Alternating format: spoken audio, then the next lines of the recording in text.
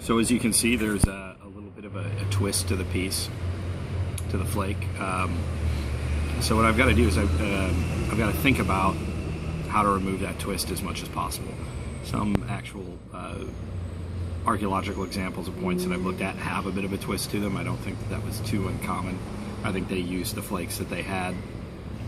But you can see that I've kind of set up with that little technique, which I should say that I learned from Harry Oda, who is a really amazing napper and archaeologist.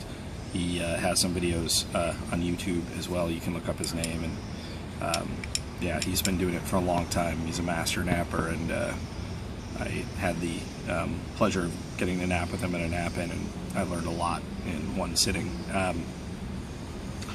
But I think if you look here, it's a little bit lower this way than it is on this side. So I'm going to work this face, this edge first across this face to try to bring it up and sort of even things out. It's the same sort of process you would go through with regularizing a biface with percussion, but we're going to be doing it with pressure instead. So I've pretty much got my platform set up there. I'm going to abrade a little bit, and then I'm going to start pressure flaking. I'll show you what that looks like. And I'm using just an antler tine. It's not really sharp. There's kind of this idea that you have to have a really sharp pointed antler to get it to work.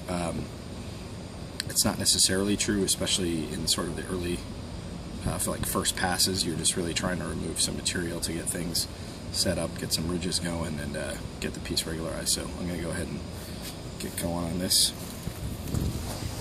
So I kind of like to sit square with my shoulders and my knees exactly the same space apart, and I'm a big fan of really kind of getting it up like over it and using my core muscles a lot more for pressure flaking, and then finishing it off by really sort of squeezing my legs together like that, and it really gives me a whole lot of power to get the process going. So I'm going to go ahead and start from the tip and work a little bit this way. I'm not going all the way down the piece right now.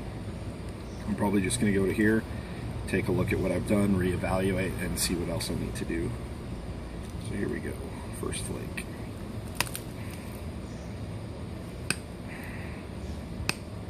Stopped up. There we go. Then you want to space it out a little bit. Take it smaller. And another. Smaller. And then larger flake.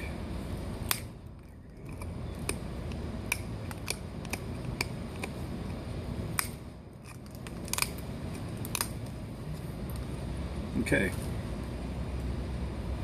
So it's still a little twisted that way, but it's not as bad. You can see that we kind of started to remove it. I'm going to sort of work on this a little bit and then come back and show you what I've done.